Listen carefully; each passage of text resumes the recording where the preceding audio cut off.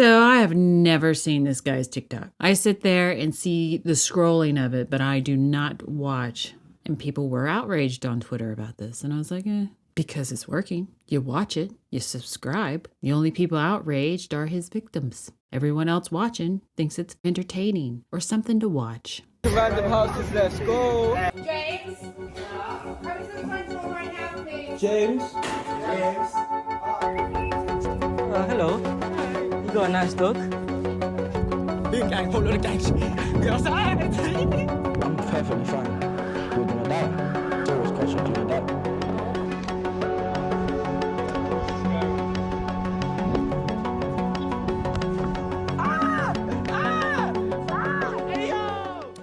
Well, as public anger grew this week, London's Met Police announced they were looking for Mizzy, real name Bakari Bronzagaro.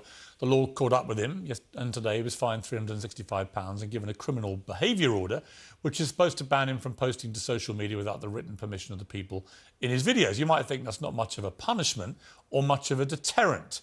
But what does he think? Well, fresh from the courtroom, he's here now. All right, well, good evening to you. Hello, Piers. Long time no see. What do you mean, long time no see? Last time I hopped on your thing with my friend.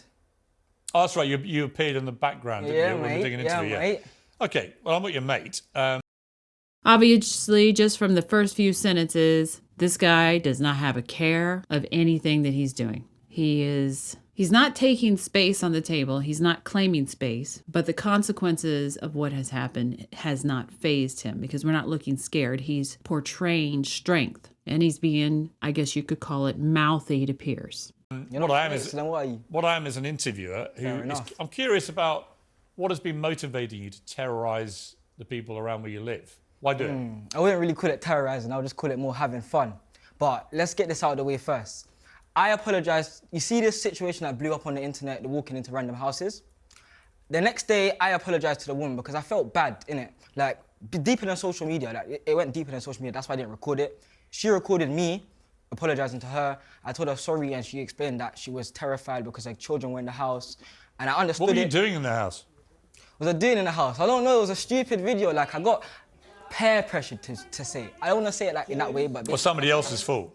I'm not blaming it on no one else. I mean, you break into a house with a woman and a husband and two young kids. I went into the house on my own accord. No, I'm just saying, okay, you went through their door, right? But it's not your house. You're not supposed to be in there. Oh, no shit. You are causing a lot of alarm to that poor woman and to her children. So as Pierce is badgering him with this, and doing it rightfully so, for going into these people's house with their two young ones. Not that he should be going in anybody's house, single, strong male, nothing. It's a boundary you should not cross. And he's done that. It's a violation of space, a violation of privacy. It's everything that is an affront to a human being. He's going tight-lipped. He's playing with his mouth. He doesn't want to look at Pierce. So this guy actually has some empathy. He can be remorseful. I always find that to be a plus. But unfortunately, the reward of the clicks and the money and the fame is more alluring than the consequences of his remorse. And who were in the house. What was that? And to her children who were in the house. It looks like he's looking at somebody who's being a clown. I'm going to assume he didn't come by himself. Here you also have that he's got peer pressure. He really does have peer pressure. There's a clown on the other side who's not getting the remorse. He's getting all of the dopamine and none of the consequence, which is a very dangerous situation because this will just escalate, at least on that side, until either Mizzy quits, ends up in prison, or somebody gets very upset he's gone too far. You then terrorise this poor elderly woman and take her dog away and traumatise her. So the story about that... Hang on. And so he talks about the woman with the elderly dog. He instantly, the smile comes across his face and he wants to stop. Hey, wait, there's more to this story. But it's funny. Instant funniness in his mind. Oh, hang on.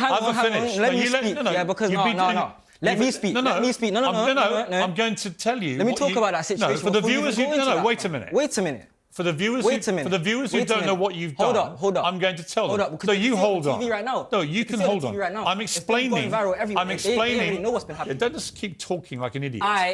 Right? Don't. Let me finish what the viewers don't know you did.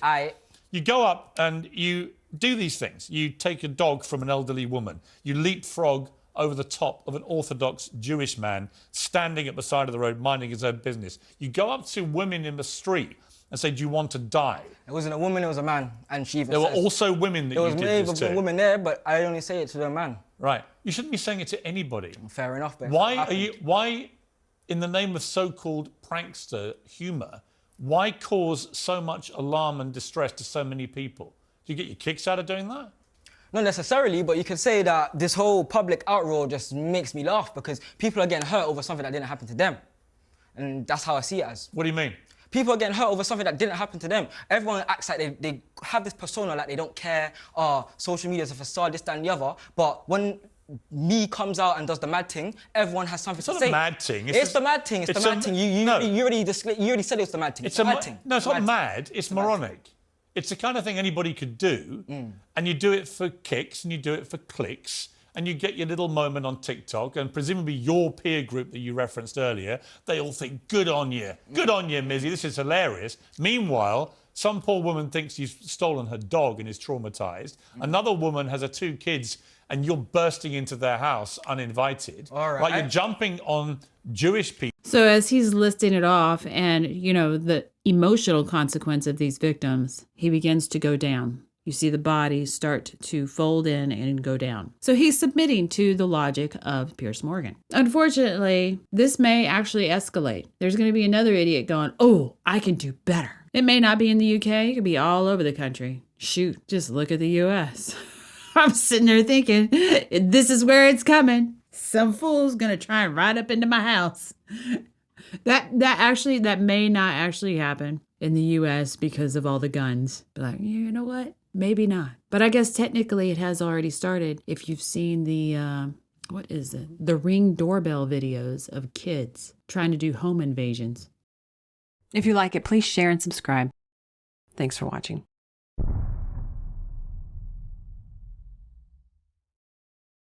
If you'd like to learn more about analysing body language, there is a video course available on Mandy's website for gold subscribers.